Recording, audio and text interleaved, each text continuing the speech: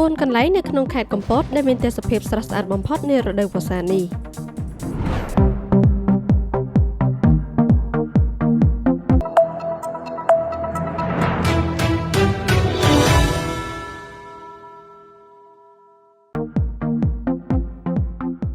ចាប់ពីចុងខែមេសាដល់ខែតុលាអាកាសធាតុនៅប្រទេសកម្ពុជាបានឈានដល់រដូវវស្សាឬហៅថា low season គឺជារដូវកាលដែលមិនសូវសម្បូរភ្ញៀវទេសចរអន្តរជាតិមកលេងច្រើនកកឡើយព្រោះជាពេលវេលាដែលនៅប្រទេសជាច្រើនជាពិសេសប៉ែកអឺរ៉ុបកំពុងមមាញឹកនឹងការងារឬការរៀនសូត្រទើបមិនមានពេលដើរកម្សាន្តប៉ុន្តែនៅក្នុងចន្លោះពេលនេះបណ្ដាប្រទេសនៅអាស៊ីអាគ្នេយ៍ជាពិសេសប្រទេសកម្ពុជាចាប់ផ្ដើមលេចចេញនូវទេសភាពបៃតងខៀវខ្ចីដែលបានមកពីការលាស់ត្រួយពន្លកស្លឹករុក្ខជាតិថ្មីៗបង្កើតជាទិដ្ឋភាពធម្មជាតិដ៏ស្រស់ស្អាតគួរឲ្យទាក់ចិត្ត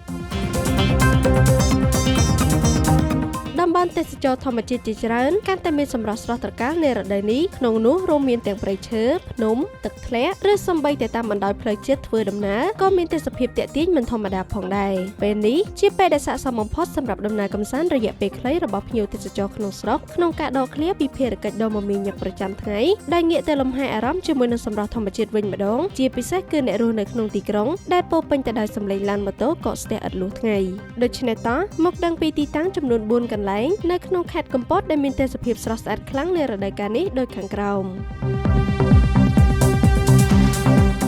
1ភ្នំកំពង់ត្រាចគឺជាភ្នំដ៏ល្បីល្បាញនៃភាពស្រស់ស្អាតបែបធម្មជាតិនិងជាទីកន្លែងដ៏ពេញនិយមសម្រាប់ភ្ញៀវទេសចរជាតិនិងអន្តរជាតិមិនថាបរិវេណជុំវិញភ្នំឬនៅលើភ្នំរុក្ខជាតិតូចធំចាប់ផ្ដើមលាស់យ៉ាងស្រស់បំព្រងបើអ្នកបានទៅទស្សនាទិដ្ឋភាពពីលើភ្នំចុះមកក្រោមធានាថានឹងជាប់ចិត្តជាមួយនឹងទេសភាពដ៏ស្រស់ត្រកាលប្រៀបបាននឹងគំនូរក្រៅពីនេះនៅខាងក្រោមភ្នំក៏មានល្អាងដែលមានទឹកថ្លាត្រជាក់អាចឲ្យអ្នកទេសចរចុះងូតផងដែរ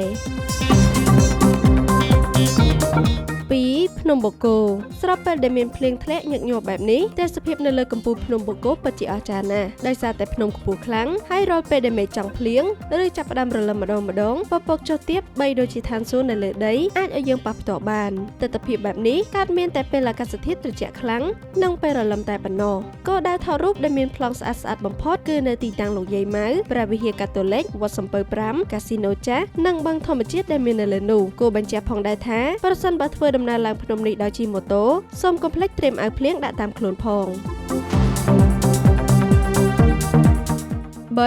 ទំនប់ប្រតិក្រឡាគឺជារមណីយដ្ឋានមួយដែលមានលក់នៅម្ហូបអាហារកម្មង់ជាច្រើនមុខមានជាកញ្ចក់សម្រាប់អង្គុយញ៉ាំអាហារក្បែរមាត់ទឹកដែលពិតជាស័ក្តិសមសម្រាប់ការទៅកម្សាន្តជាលក្ខណៈគ្រួសារក៏ដូចជាមិត្តភ័ក្តិកាត់បន្ថយភាពតានតឹងគយគន់ទេសភាពព្រៃភ្នំជិះទូកជិះទាកម្សាន្តលើផ្ទៃទឹកចំពោះអ្នកដែលចូលចិត្តភាពស្ងប់ស្ងាត់បរិយាកាសបែបនេះពិតជាមានក្តីសុខណាស់